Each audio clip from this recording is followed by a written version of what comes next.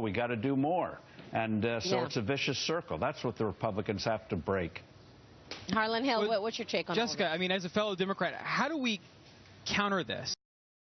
Because it doesn't seem like we have a very coherent economic plan in the Democratic Party that diverges from what we've had for the last 8 years at all. Doubling down on the last 8 years is not going to satisfy the American voter. So how do we – I'm trying to figure out, like, how do we change? How do we triangulate to meet people where they are? Well, I think there has to be some policy shift, and I think that the Sanders folks... Would you include tax reform in that? Oh, absolutely. I've been saying that, and this is part of what I think is really dangerous about pushing Clinton more and more to the left, because she's much more naturally towards the middle. You know, she's a Clinton. Good. So you would have more centrist policies. I believe she hasn't been that this whole... No, she hasn't been. But what I would say, and, you know, Steve pointed out, Dagan's pointed out, everyone has pointed it out, I think it is so critical, almost more than policies, for Democrats to acknowledge the fear Americans have about terrorism, and the fact that Elizabeth Warren, she gestured towards wages not having increased that much.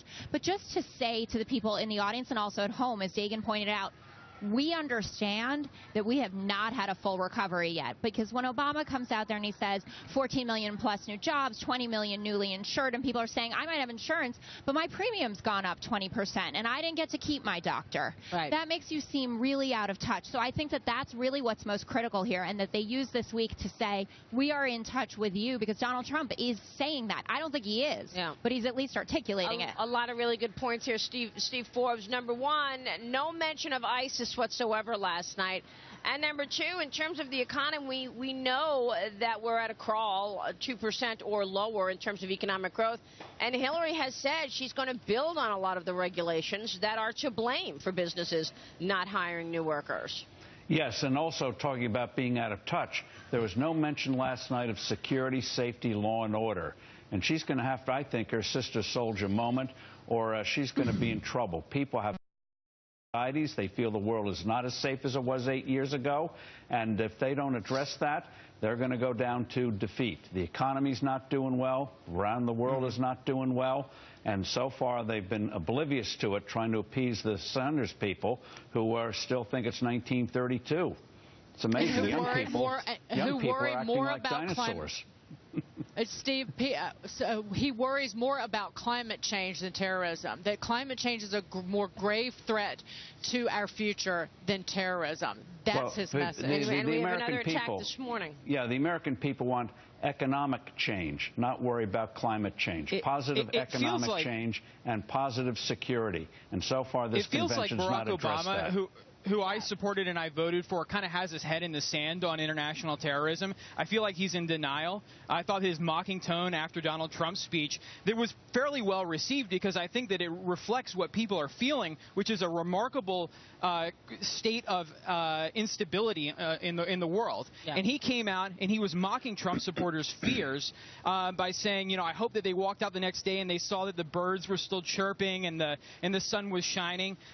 That's not appropriate, and it's not presidential, and I think that it pushes people out of the Democratic Party. Did you see also when he was talking about the attack in Germany, in the middle of his press conference, he made a joke about Malia going to college? I don't know what to say. Was really, I was really struck by that. Steve, what do you think is going to be the most important policy to resonate with folks in terms of moving the needle on economic growth? I think they want something positive. They're railing against trade, which is not a big factor. They've got to come up with something big, whether it's taxes or something else, to show that they have something that's going to work for the future. Because people don't want a third term of what they've had in the last decade, the latter 2 years of Bush, the 8 years of Obama. They want a clean break. Trump so far has provided that, even though he hasn't provided real details yet on his tax plan. But people want some Reagan-esque optimism. They know the situation's not good. They want something positive, and so far they haven't had it yet, certainly not from the Democrats last night. Well, they actually had a ton of positivity from the Democrats last night, and the Republican convention was all doom and gloom. No, it needs to be optimism grounded in reality. That's fine, but when you say that you need Reagan again, Ronald Reagan was optimistic. Donald Trump is frightening people into voting for him. His whole slogan is "Make America Great Again." That is...